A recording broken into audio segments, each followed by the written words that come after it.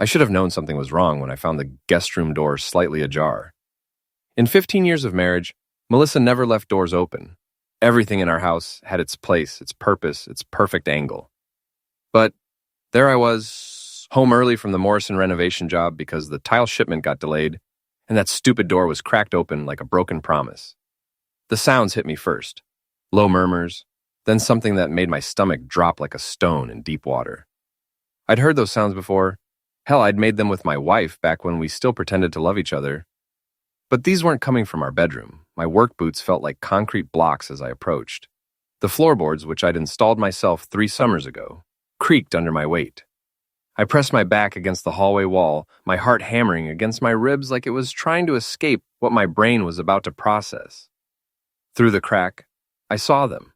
Melissa, my wife of 15 years, the woman who complained when I left coffee rings on her precious mahogany table, was on her knees in front of Owen Grant, my brother-in-law, my sister Tessa's husband, the man who'd sat at my dinner table every Sunday for the past decade, eating my food and apparently planning to screw my wife. But that wasn't the worst part. The worst part was Tessa, my own sister, sitting in the corner chair with her phone pressed to her ear, watching the whole thing with the detached interest of someone observing a mildly entertaining television show. "He should be home soon," she was saying into the phone. "You need to see this." My phone buzzed in my pocket. I pulled it out with shaking hands. Tessa's name flashed on the screen. She was calling me, right now, while watching my wife cheat on me with her husband. "Hello, Jack," Tessa said when I answered, her voice carrying clearly through the phone and from across the room. "I think it's time you knew what kind of woman you married." Melissa and Owen froze. Owen stumbled backward, his face flushing red as a stop sign. Melissa's eyes went wide, then narrow, then calculating. Even caught in the act, she was already working the angles, figuring out how to spin this disaster into something manageable. "Jack," Melissa started, rising slowly, smoothing down her skirt like nothing had happened. "This isn't what it looks like." I laughed, actually laughed. The sound came out harsh and bitter, like broken glass scraping concrete. "Really?" "Because it looks like my wife was just servicing my brother-in-law while my sister provided live commentary. But hey, I'm just a dumb contractor. What do I know about what things look like?" Owen was frantically tucking in his shirt, his face now somewhere between purple and green. "Jack, man, I can explain." "Can you? Because I'd love to hear this explanation." "Did you trip? Did your pants just fall off? Did my wife's mouth accidentally collide with your—" "Enough!" Melissa's voice cut through my sarcasm like a blade. Even now, caught red-handed, she was trying to take control of the situation. "We need to talk about this like adults." "Adults?" I pulled out my phone and started recording. "You mean like adult film stars? Because that's what this looks like to me." Tessa finally stood up, ending her call. She looked pleased with herself, like she'd just solved a particularly challenging puzzle.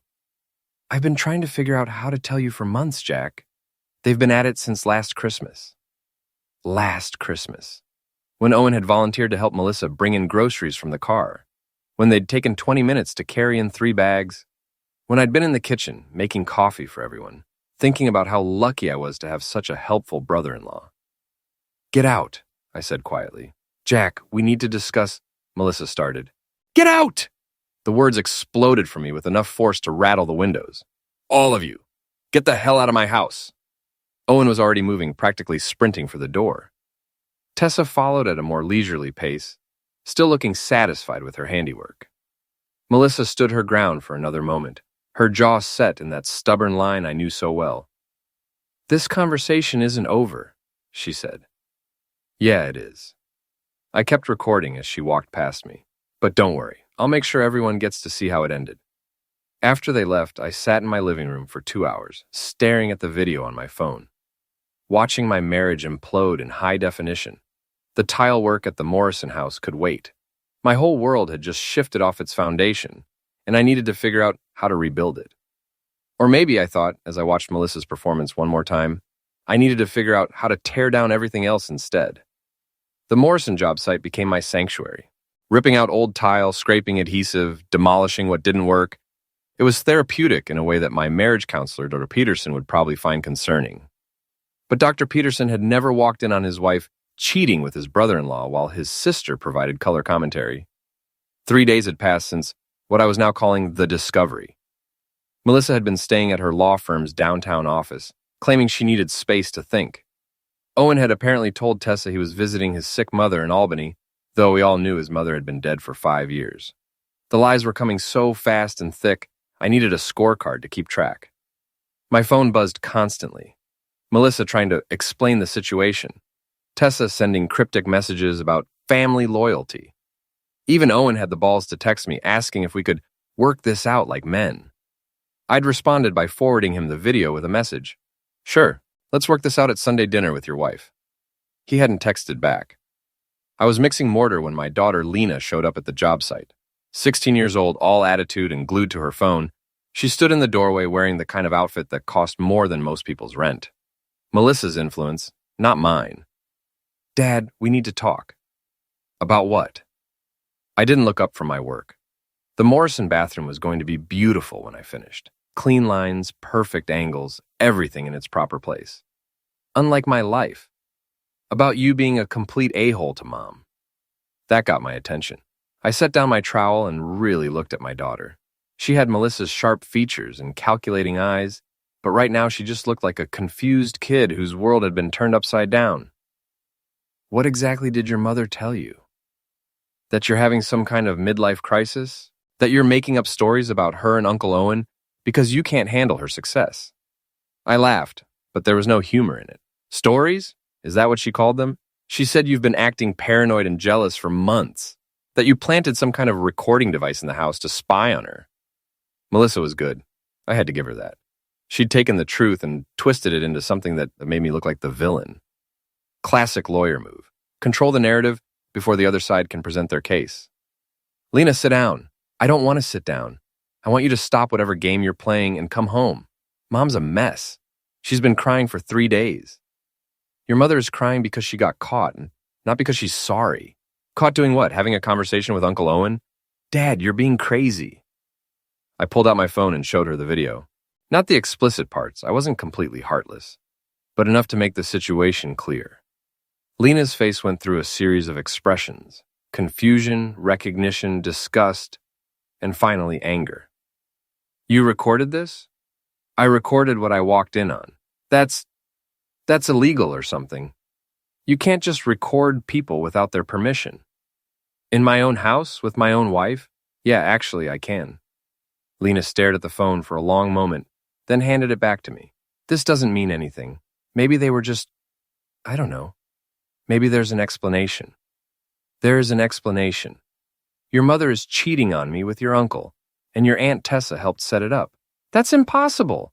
Aunt Tessa loves you. She's always talking about how you're the only decent man in the family. Something cold settled in my stomach. What do you mean she's always talking about that? Just, family stuff. She says Mom doesn't appreciate you, that she would treat you better if she had the chance. The pieces started falling into place. Tessa's satisfaction when she'd called me into that room. Her months of trying to figure out how to tell me. The way she'd orchestrated the whole reveal like she was directing a play. My sister hadn't been protecting me. She'd been eliminating competition. Dad, you look weird. Are you okay? I need to make a phone call. Can you finish cleaning up the tools? Lena nodded, still looking shaken. I stepped outside and dialed Brick Collins, my oldest friend and the owner of the gym where I'd been working out since high school. Jack, how you holding up, brother? I need to ask you something, and I need you to be straight with me. Always am. Has Tessa been coming around the gym lately? Asking questions about me? Silence on the other end. Then, crap, Jack, how did you find out? Find out what? She's been coming by for weeks, asking about your schedule, whether you seemed happy at home, if you ever talked about Melissa. I thought she was planning some kind of surprise party or something. What did you tell her? Nothing much, just that you seemed stressed, that you and Melissa weren't exactly setting the world on fire in the romance department. Why? What's this about? I told him everything, the affair, the setup, Tessa's role in the whole thing. By the time I finished, Brick was cursing in 3 languages. That twisted witch. She played all of you. Yeah, well, game's not over yet. What are you thinking? I'm thinking it's time to stop playing defense. Brick's gym smelled like sweat, determination, and broken dreams. It was the kind of place where men came to work out their problems with iron and leather, where the only judgment was whether you could handle the weight you put on the bar. I'd been coming here for 20 years, and it felt more like home than my actual house ever had. You sure about this? Brick asked, wrapping my hands for the heavy bag. He was built like a refrigerator with a beard, all muscle and loyalty. If I asked him to help me move a body, he'd ask what time and bring a shovel. I'm sure I can't just sit around and let them destroy my life. There's a difference between fighting back and starting a war. I threw a right hook that made the bag swing like a pendulum. They started the war. I'm just choosing my battlefield. The plan had been forming in my head for days. Melissa thought she was smart, controlling the narrative, painting me as the unstable husband having a breakdown. But she'd made one crucial mistake. She'd underestimated me. They all had. For 15 years, I'd been the reliable one, the steady provider, the guy who fixed things when they broke and never complained about the cost. I'd built my reputation on being dependable, honest, and predictable. Time to show them what unpredictable looked like. First thing I need to know, I said between combination, is whether Melissa has other secrets. What kind of secrets? The kind that end careers. Brick grinned, and it wasn't a nice expression. You know Tommy Rizzo? Runs the private investigation business out of the strip mall? The ex-cop? That's him. Owes me a favor from when his kid got in trouble with some loan sharks. He's good at finding things people don't want found. Set up a meeting. I spent another hour on the heavy bag, working out months of frustration and betrayal. Every punch was Owen's smug face. Every combination was Tessa's manipulative smile. Every round was another year of my marriage that had been built on lies. By the time I left the gym, my hands were raw and my head was clear. Tommy Rizzo looked exactly like what he was, a cop who'd seen too much and gotten out before it ended him. Gray hair, tired eyes, and the kind of mustache that went out of style in the 80s but somehow worked for him. Brick says you need information on your wife. That's right. Divorce case? Something like that. Tommy leaned back in his chair, studying me. I don't do divorce work anymore. Too messy, too personal. People get hurt. People are already hurt. Fair enough. What kind of information are you looking for? Financial records, phone logs, email accounts, travel history. I want to know everything about my wife's life for the past 2 years. That's expensive. How expensive? $5,000, half up front. I pulled out my checkbook. It was money I'd been saving for a new truck, but priorities had changed. How long? 2 weeks. Maybe less if she's sloppy. She's not sloppy. She's a defense attorney. Tommy smiled for the first time. Yeah, but she's also a cheater. And cheaters always make mistakes. They can't help themselves. While Tommy started his investigation, I began my own. I installed tracking software on the family computer, perfectly legal since it was registered in my name. I started paying attention to Melissa's schedule, her habits, her patterns. I began documenting everything. The first breakthrough came 3 days later. I was reviewing our credit card statements when I found them. Charges at restaurants I'd never been to, hotels in the city during times when Melissa claimed to be working late, purchases at stores that specialize in lingerie I'd never seen. But the real discovery was the recurring charge to something called Apex Fitness Solutions. I knew that name. It was the high-end personal training service that operated out of the fancy gym downtown.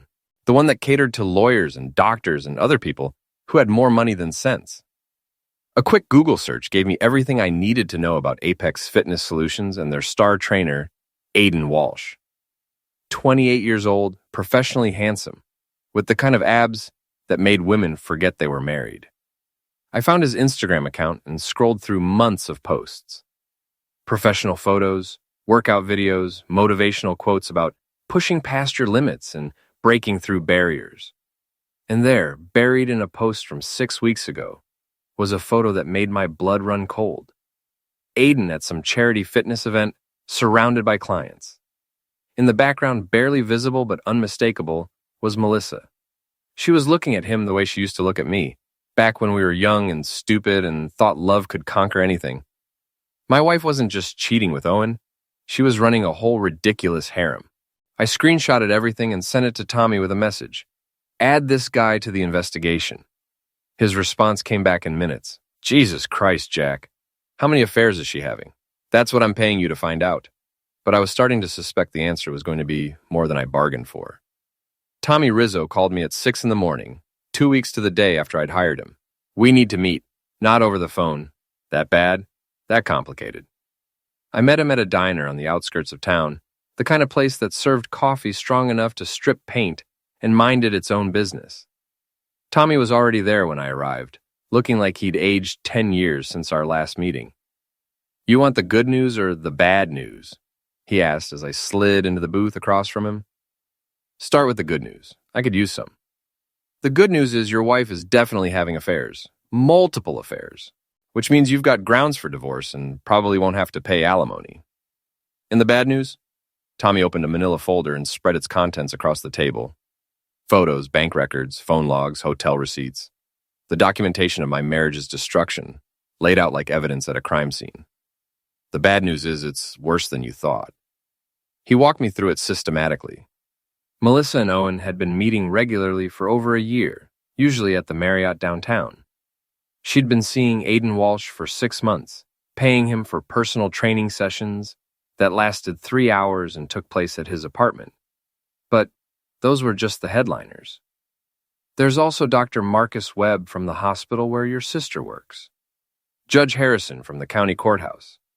And this guy, he slid a photo across the table. David Chen. He's a prosecutor in the district attorney's office. I stared at the photos, my coffee growing cold in my hands. "How many?" "That I can prove, 6. But Jack, there might be more." "6?" I said the number out loud, testing how it felt. "My wife is having affairs with 6 different men.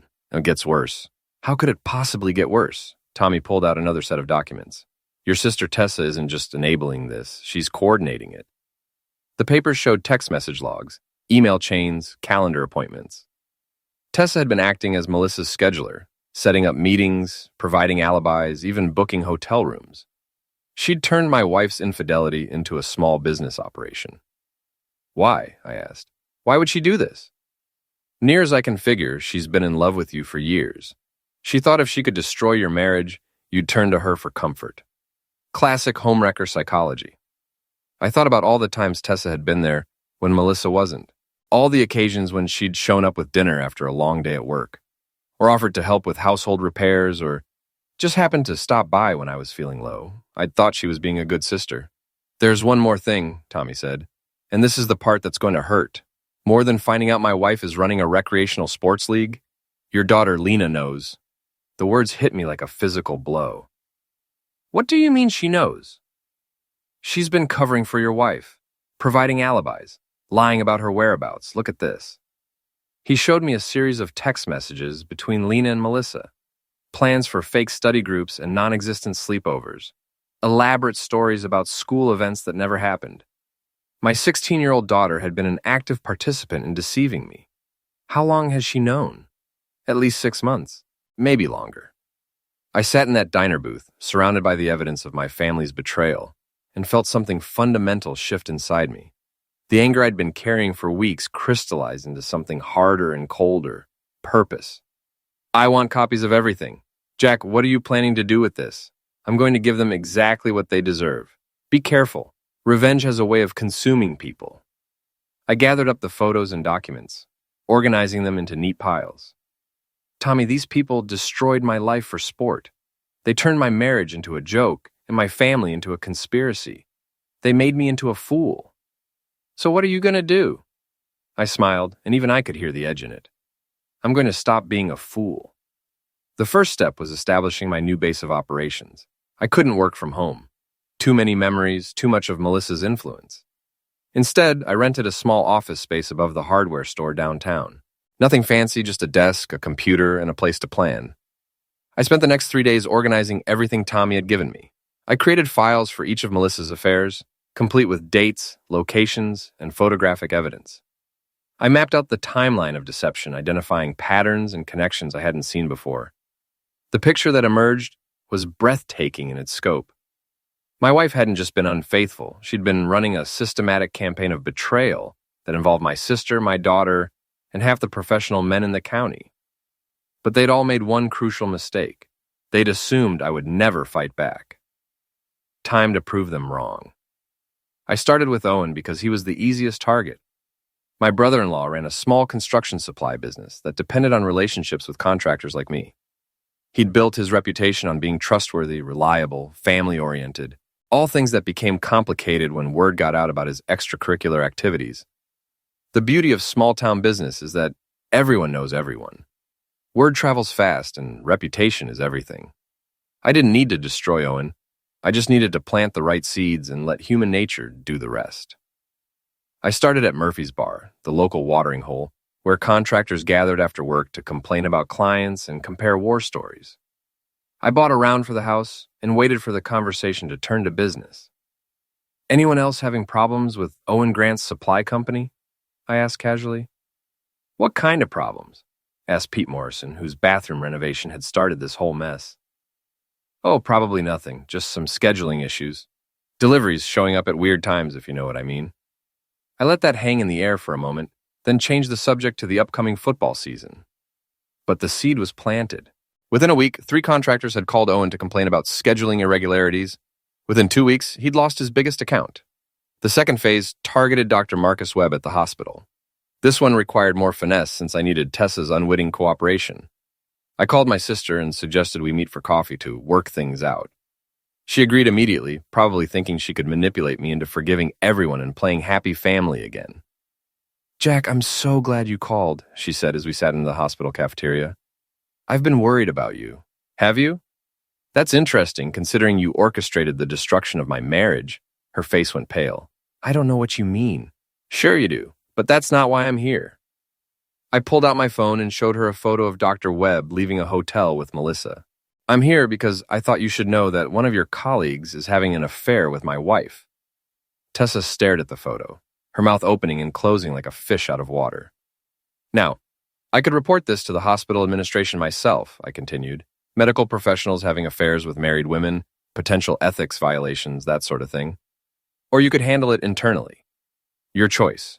Jack, you don't understand. I understand perfectly. You wanted to destroy my marriage so you could have me for yourself. But here's the thing, Tessa. I wouldn't touch you with a 10-foot pole if you were the last woman on earth." I left her sitting there, staring at the photo. 3 days later, Dr. Webb was transferred to a different department. A week after that, he requested a transfer to a hospital in another state. Judge Harrison was trickier. You can't just spread rumors about a sitting judge without consequences. But judges, like everyone else, have bosses. And those bosses take a very dim view of conduct that could compromise the integrity of the court system. I sent an anonymous package to the State Judicial Review Board. Photos of Harrison and Melissa at various hotels, credit card records showing he'd paid for the rooms, phone logs documenting their conversations during court hours. I didn't make any accusations. I just provided the evidence and let them draw their own conclusions. Harrison recused himself from all cases involving Melissa's law firm within a month. But my masterpiece was Aiden Walsh. The pretty boy personal trainer thought he was untouchable.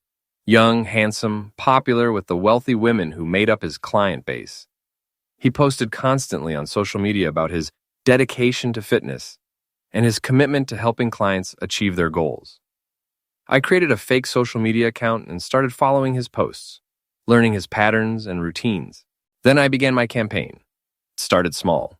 Comments on his posts from fake accounts, questioning his qualifications, anonymous reviews on his business page mentioning unprofessional behavior and inappropriate relationships with clients. Nothing actionable, nothing that could be traced back to me, but enough to plant doubt. Then I escalated. I hired a different private investigator to follow Aiden for a week. The photos I got back were pure gold. Aiden meeting with 3 different married clients in situations that were clearly not professional. I sent anonymous packages to each woman's husband, along with a note. Thought you should know what your wife's personal trainer is really training her for. Within 2 weeks, Aiden had lost half his client base. Within a month, he'd been fired from the fancy gym and was working at a chain fitness center in the suburbs. But I was just getting started. Melissa finally came home on a Tuesday evening in October. I was in the kitchen, making dinner for one and enjoying the silence, when I heard her key in the lock. She walked in like she owned the place, which technically she did, but the dynamics had shifted in ways she hadn't figured out yet. "Jack, we need to talk." "Do we? I thought we covered everything pretty thoroughly in the guest room a few weeks ago." She set her purse on the counter with deliberate precision. Even after everything, she was still trying to control the situation through body language and tone. Old habits die hard. "I know what you've been doing." Making dinner? Yeah, it's a new hobby of mine. Turns out I'm pretty good at taking care of myself. You know what I mean. Owen lost the Peterson contract.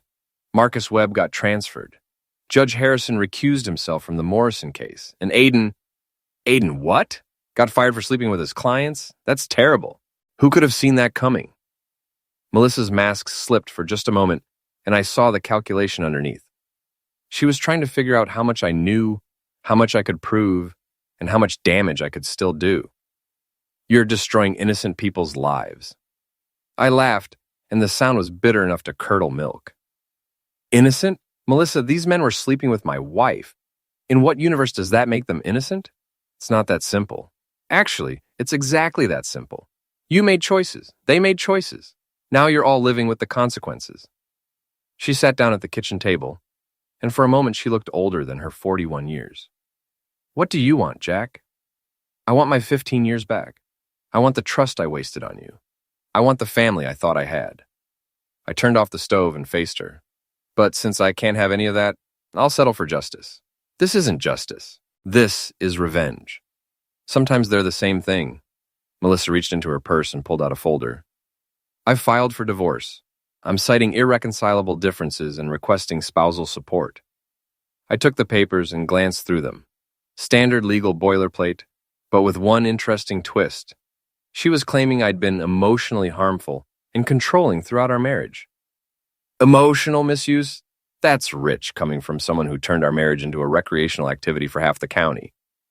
I have documentation, witnesses, a pattern of controlling behavior and psychological manipulation. Do you? That's interesting. Because I have documentation too. I went to my briefcase and pulled out copies of everything Tommy had given me. Photos, bank records, hotel receipts, text messages. I spread them across the table like a poker player revealing a royal flush. Melissa's face went white as she recognized what she was looking at. Adultery is still grounds for divorce in this state, I said, and judges tend to frown on spouses who use marital assets to fund their affairs. That hotel bill you charged to our joint credit card, the one where you spent 3 days with Owen while I thought you were at a legal conference, that's going to be hard to explain. You can't use illegally obtained evidence. There's nothing illegal about hiring a private investigator to document my wife's infidelity. There's nothing illegal about reviewing credit card statements for accounts in my name. There's nothing illegal about taking photos in public places. I sat down across from her, and for the first time in months, I felt like I had the upper hand. Here's what's going to happen, Melissa. You're going to withdraw your divorce petition and file a new one. You're going to admit to adultery. You're going to waive any claim to spousal support. And you're going to agree to split our assets 50-50. And if I don't, then I release everything. Every photo, every receipt, every text message. I send copies to your law firm, the State Bar Association, and every newspaper in the county. I make sure everyone knows exactly what kind of person you are. Melissa stared at the evidence for a long moment, then looked up at me with something that might have been respect. When did you become so ruthless? When I realized that being a good man in a world full of bad people just makes you a victim. She gathered up her papers and stood to leave. This isn't over, Jack. Yes, it is. You just haven't accepted it yet. After she left, I poured myself a drink and sat in my kitchen, surrounded by the wreckage of my old life. Tomorrow I would start building a new one. But tonight I was going to savor the taste of victory. It had been a long time coming. The divorce proceedings moved swiftly once Melissa realized I held all the cards. She agreed to my terms without further negotiation, probably hoping to minimize the damage to her reputation. Her law firm quietly suggested she take a leave of absence while the personal matters were resolved. The State Bar Association opened an ethics investigation based on her relationship with Judge Harrison. But I wasn't finished yet. Lena had been avoiding me since the truth came out, staying with friends or at Melissa's temporary apartment downtown. Every attempt to reach out was met with silence or hostility. My daughter had chosen her, and it wasn't mine. That changed on a cold November morning when she showed up at my new apartment, looking like she hadn't slept in days. Dad, can we talk? I let her in and made coffee while she sat at my small kitchen table, fidgeting with her phone. She looked younger than 16, vulnerable in a way that reminded me of the little girl who used to help me with home improvement projects. Mom says you're trying to destroy our family. Your mother destroyed our family. I'm just making sure everyone knows about it. She made mistakes. Mistakes? I set a mug of coffee in front of her. Lena, your mother had affairs with 6 different men. She used our joint credit cards to pay for hotel rooms. She involved your aunt in covering up her lies. And she convinced you to lie for her. Those aren't mistakes. They're choices. Lena stared into her coffee cup. She said she was unhappy, that you didn't pay attention to her anymore. And you believe that justified what she did? I don't know. Maybe. I wanted her to be happy. What about my happiness? Did that matter to anyone? For the first time since she'd arrived, Lena looked directly at me. Her eyes were red-rimmed and filled with tears she was trying not to shed. I'm sorry, Dad. I know what we did was wrong. But I was scared that if Mom left, you'd be all alone. So instead you helped her cheat on me while pretending everything was normal? I thought maybe if I helped her get it out of her system, she'd come back to you, that things could go back to the way they used to be. I sat down across from my daughter and tried to find the right words. How do you explain to a 16-year-old that some things, once broken, can never be repaired? Lena, what your mother did wasn't about being unhappy or needing attention. It was about power and control and the thrill of getting away with something. She didn't want to fix our marriage. She wanted to have her cake and eat it too. But you're destroying people's lives. Uncle Owen lost his business. Dr. Webb had to move to another state. Judge Harrison might lose his job. They're facing the consequences of their actions, just like your mother is facing the consequences of hers. What about me? What are the consequences for me? It was a fair question and one I'd been wrestling with for weeks. Lena had participated in the deception, but she was also a child who'd been manipulated by adults she trusted. Where was the line between justice and cruelty? That depends on you, I said finally. You can keep making excuses for what happened, or you can learn from it and make better choices going forward. I want to make better choices, but I don't know how to fix this. You start by telling the truth, all of it. No more lies, no more cover-ups, no more pretending that what happened was somehow my fault. Lena nodded, wiping her eyes with the back of her hand. There's something else you need to know, about Aunt Tessa. What about her? She's been calling Mom, a lot. She says she has a plan to get you back. A chill ran down my spine. What kind of plan? I don't know all the details, but she's been talking about how you're just acting out because you're hurt, and how she can help you heal if Mom gets out of the picture permanently. Permanently? She wants Mom to move to another state, take a job somewhere far away. She says it would be better for everyone if Mom just disappeared from your life completely. I stared at my daughter, processing what she'd just told me. Tessa wasn't giving up. She was escalating. In her twisted mind, removing Melissa from the equation would clear the path for her to step into my wife's role. Lena, I need you to promise me something. Stay away from your aunt. Don't take her calls. Don't meet with her. Don't trust anything she tells you. Why? What do you think she'll do? I think she's dangerous. I think she's been dangerous all along, and I was too stupid to see it. After Lena left, I called Tommy Rizzo. I need you to investigate my sister.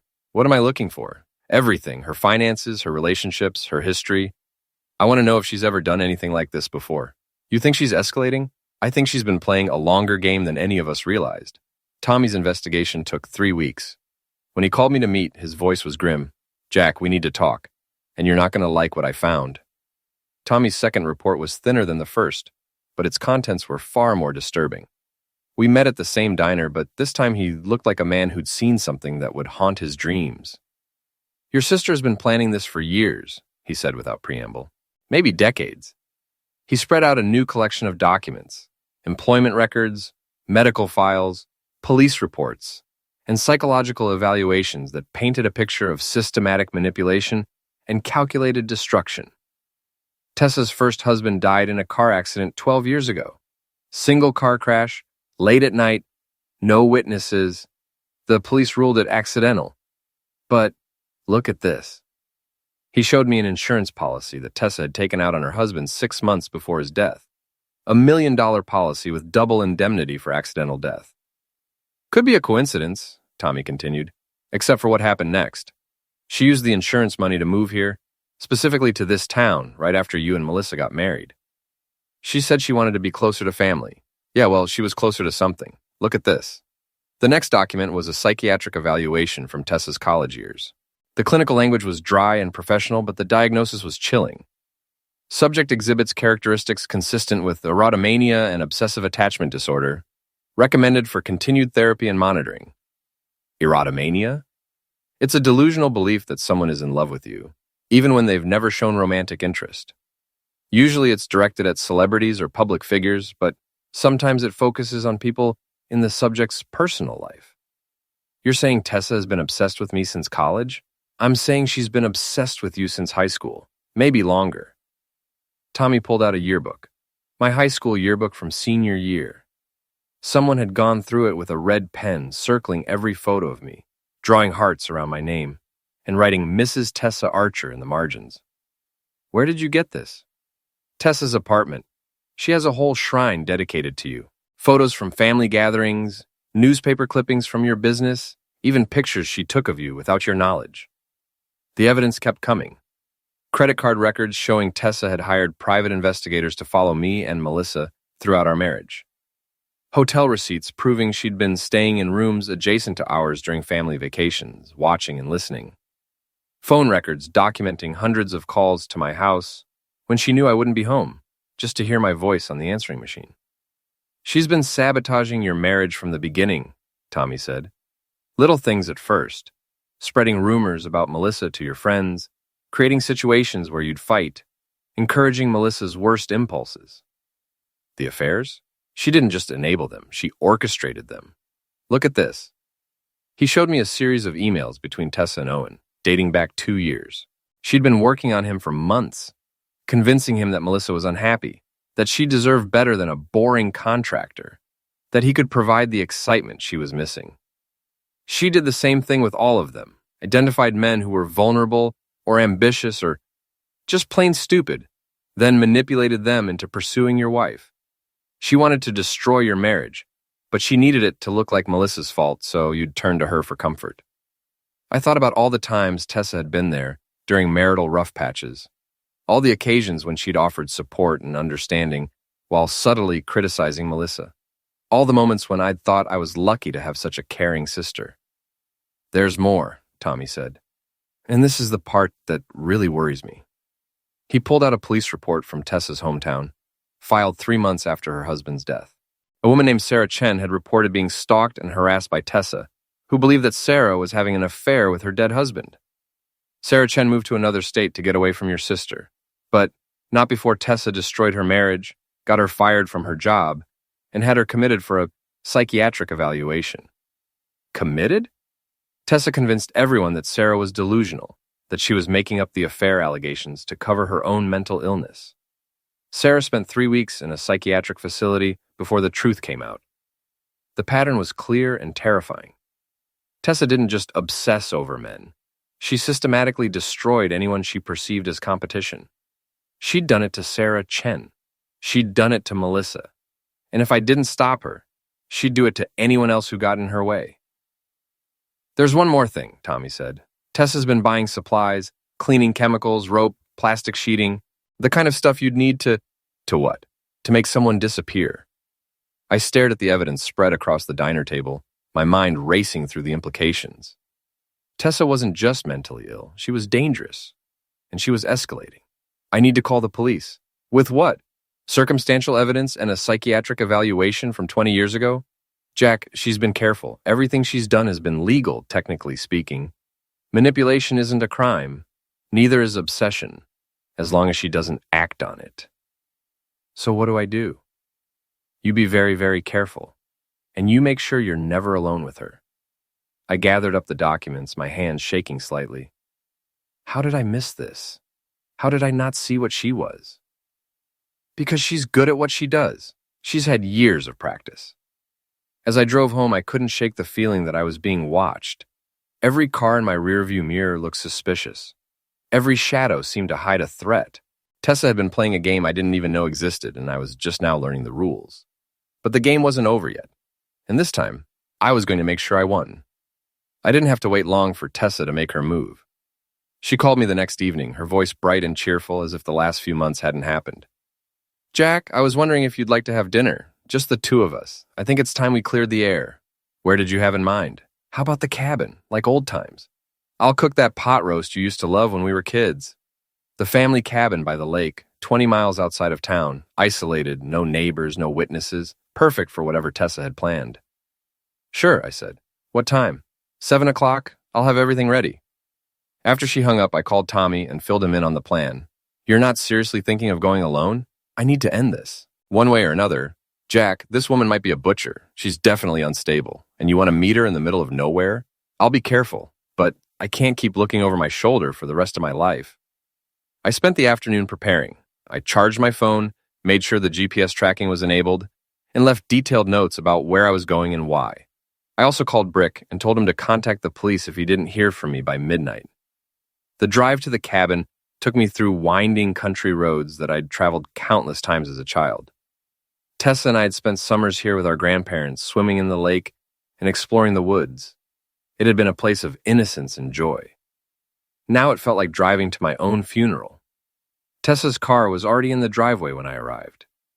The cabin looked exactly the same as it had 20 years ago. Rustic wood siding, stone chimney, wraparound porch with rocking chairs. Smoke was rising from the chimney and warm lights spilled from the windows. It looked peaceful, inviting, completely normal. I knocked on the door, my hand resting casually near the knife I'd clipped to my belt. Jack, come in, come in. You must be freezing. Tessa looked different. Her hair was styled the way Melissa used to wear hers. Her makeup was more dramatic than usual. She was wearing a dress I recognized, one that Melissa had bought for our anniversary dinner 2 years ago. You look nice, I said, stepping inside and scanning the room for anything unusual. Thank you. I wanted tonight to be special. The cabin smelled like pot roast and candles. The dining table was set for 2 with our grandmother's good china. Classical music played softly from a portable speaker. If I didn't know better, I'd think this was a romantic dinner, which, I realized with growing unease, was exactly what Tessa intended. Can I get you a drink? I have that bourbon you like. Just water, thanks. She looked disappointed but went to the kitchen to get my water. I used the opportunity to examine the room more carefully. The family photos on the mantel had been rearranged. Pictures of Melissa had been removed or turned face down, while photos of Tessa and me were prominently displayed. Here you go. She handed me a glass of water and gestured toward the couch. Dinner will be ready in a few minutes. Why don't we sit and talk? I remained standing. What did you want to talk about? About us. About our future. Our future? Tessa sat on the couch and patted the cushion beside her. Jack, I know these past few months have been difficult, but now that Melissa is out of the picture, we can finally be together the way we were meant to be. Tessa, we're siblings.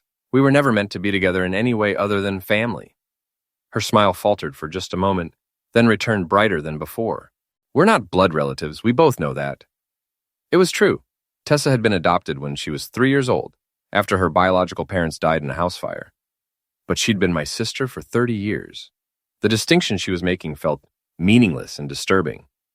That doesn't matter, you're my sister. I love you as a sister, nothing more. You don't mean that. She stood up and moved closer to me. I've seen how you look at me, how you've always looked at me, the way you used to protect me when we were children, the way you still protect me now. I protect you because you're family. No, it's more than that. It's always been more than that. She reached out to touch my face, and I stepped back. Tessa, stop. This is wrong. Her expression changed, the cheerful mask slipping to reveal something cold and calculating underneath. Wrong? What's wrong is watching the man I love waste 15 years on a woman who never deserved him. What's wrong is standing by while she humiliated you with half the men in town. You orchestrated those affairs. I created opportunities. Melissa made her own choices. You manipulated everyone. Owen, the others, even Melissa herself. You destroyed my marriage. I freed you from a marriage that was already dead. I did what you didn't have the courage to do yourself. The pretense was gone now. Tessa's voice was sharp and bitter, her eyes bright with an intensity that made my skin crawl. And now you're free to be with someone who truly loves you, someone who's loved you for decades, someone who's been waiting patiently for you to realize what was right in front of you all along. I will never be with you, Tessa. Not in the way you want, not ever. She stared at me for a long moment, her face cycling through emotions, hurt, anger, disbelief, and finally rage. You'll change your mind, she said quietly. Once you understand that I'm the only one who truly knows you, the only one who's ever really loved you. I'm leaving. I turned toward the door, but Tessa moved to block my path. No, you're not. We're going to have dinner. We're going to talk. And you're going to realize that everything I've done, I did for us. Get out of my way, Tessa. I can't do that, Jack. I can't let you leave. Not when we're so close to having everything we've always wanted. That's when I noticed the knife in her hand. Tessa, put the knife down. I'm not going to hurt you, Jack. I would never hurt you. But I can't let you leave. Not yet. She was holding a carving knife from the kitchen, the blade reflecting the candlelight. Her grip was steady, professional. This wasn't a moment of passion. It was a calculated escalation. You're scaring me. Good. Maybe now you'll listen. She gestured toward the couch with the knife. Sit down. Please, let me explain everything. I sat but kept my weight forward, ready to move if necessary.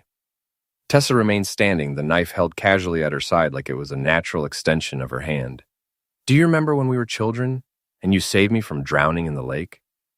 You were 7. You went out too far and got caught in the current. You jumped in after me, even though you weren't a strong swimmer. You risked your life to save mine. That's what big brothers do. No, it's what men do for the women they love. Even then, you knew. Even at 12 years old, you understood that we belonged together. I stared at my sister, seeing her clearly for perhaps the first time. The delusion ran so deep that she'd rewritten our entire childhood to support her fantasy. In her mind, every act of brotherly protection had been a declaration of romantic love. Tessa, you need help. Professional help. I tried getting help. After my first husband died, I saw therapists for years. They tried to convince me that my feelings for you were wrong, that I needed to move on, find someone else. Maybe you should have listened to them. I tried. I married Robert because he reminded me of you. Same build, same sense of humor, same way of fixing things with his hands. I thought if I could make it work with him, I could forget about you. But it didn't work. He wasn't you. He could never be you. And eventually I realized I was wasting my life trying to replace something irreplaceable. So you ended him. The words hung in the air between us. Tessa's expression didn't change, but her grip on the knife tightened. Robert's death was an accident. Was it? Or did you decide that if you couldn't have me, at least you could eliminate the obstacle that was keeping you away from me? You don't understand. Robert was becoming suspicious. He found some letters I'd written to you but never sent.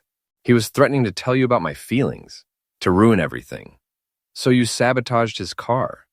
I loosened a lug nut, just one. I thought maybe he'd have a minor accident, maybe break a leg or something. I didn't mean for him to die. But she had meant it. I could see the truth in her eyes. She'd ended her husband to clear the path to me, just like she'd destroyed my marriage for the same reason. And then you moved here. I waited 2 years. I thought that was respectable.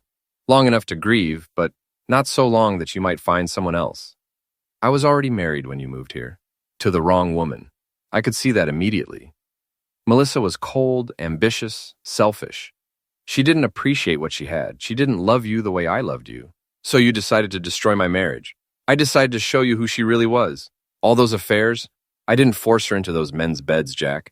I just created opportunities and let her true nature reveal itself. Tessa began pacing, the knife moving with her like a conductor's baton. She was telling me her story, and I realized she'd been waiting years to share it with someone, with me. It took longer than I expected.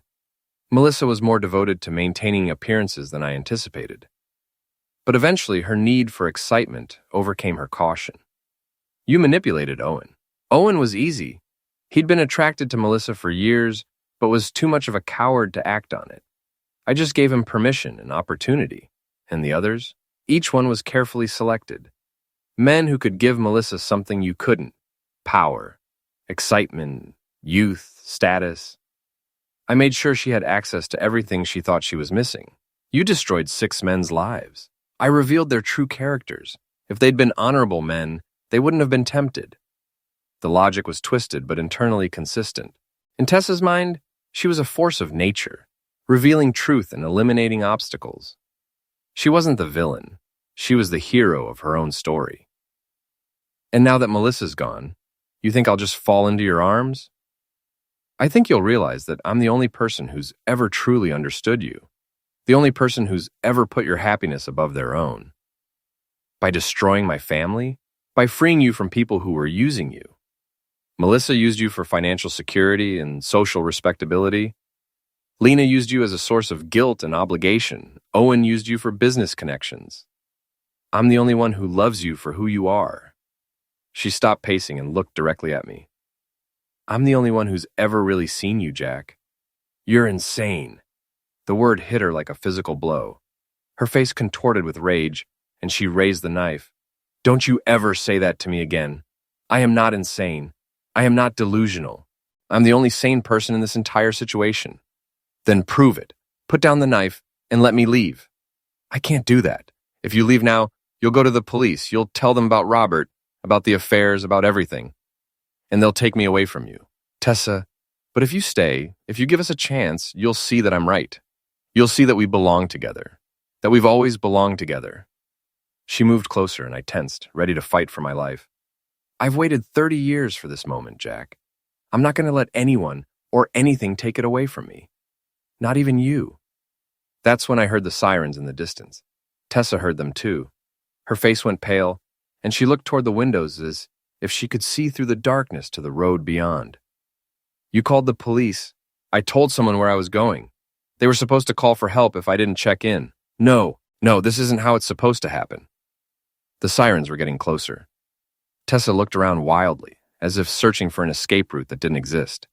They'll separate us. They'll lock me away, and you'll never understand what we could have had together. It's over, Tessa. Put down the knife. Instead, she raised it higher, pointing it at her own chest. If I can't have you, then no one can. And if you can't have me, then you'll spend the rest of your life knowing that you lost the only person who ever truly loved you. Don't do this. Goodbye, Jack. I hope someday you'll understand that everything I did for love. The sirens were almost at the cabin now. Red and blue lights flickered through the windows. In seconds, the police would burst through the door. But Tessa was done waiting. She smiled at me one last time, an expression of pure, twisted love, and drove the knife into her chest. I lunged forward, trying to stop her, but it was too late. She collapsed to the floor, dark stains spreading across the front of Melissa's dress. Jack, she whispered, her voice already fading. I love you. I've always loved you. Then she was gone, and the police were breaking down the door, and my nightmare was finally over. But as I knelt beside my sister's body, holding her hand while the paramedics worked frantically to save a life that was already lost, I realized that some victories come at a price too high to bear. I had won. I had exposed the truth, destroyed my enemies, and emerged victorious from a war I never wanted to fight. But in winning, I had lost everything that mattered. My marriage was over, my relationship with my daughter was shattered, my sister was dead.